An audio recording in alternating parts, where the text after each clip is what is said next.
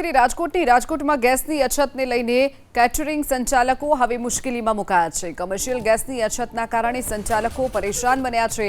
કેટલાક સંચાલકો કોલસાની સગડીનો ઉપયોગ કરી રહ્યા છે। એસ બાલાજી કેટરર્સ કોલસાની સગડીનો ઉપયોગ શરૂ કર્યો છે। બાલાજી કેટરર્સે વિદ્યાર્થીઓને પણ જમાડવાનું કામ કરે છે।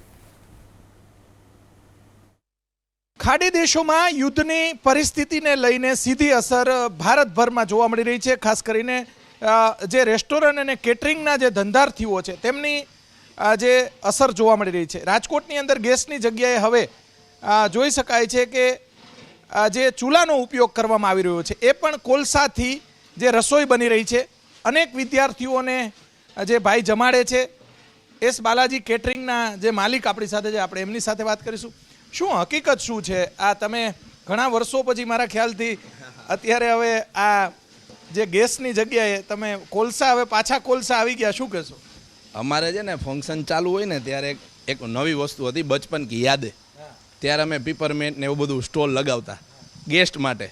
આ બચપન કી યાદે અમારા માટે પાછી આવી છે કોલસા લઈને એટલે બહુ તકલીફ પડે છે થોડી ઘણી, અને 5,000 થી 6,000 રૂપિયા દેતા બાટલો મળતો નથી।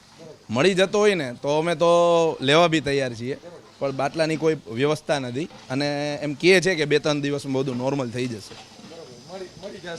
મળી જશે એવું કહે છે। તો અત્યારે આમ કોલસામાં કેવું લાગે રસોઈ કરવામાં? કોલસામાં આવે મજા, વસ્તુ સારી બને, પણ થોડુંક અનકન્વીનિયન્ટ રહે કે આપણે આદત હોય કે ઓલો ચૂલો ચાલુ કરો બંધ કરો, આ લોકો પ્રમાણે ચાલુ પડે થોડું। પહેલા ગેસ આપણે કઈ એમ હાલે બાટલો કે ગેસ, અને હવે આમાં કોલસામાં આપણે એના કારણે હાલવું પડે, એવું થાય ને? એવું થાય, એક પછી એક તૈયાર રાખવું પડે, બેક ટુ બેક વસ્તુ બધી તૈયાર રાખવી પડે કે આના પછી આ એ તૈયાર રાખવું પડે।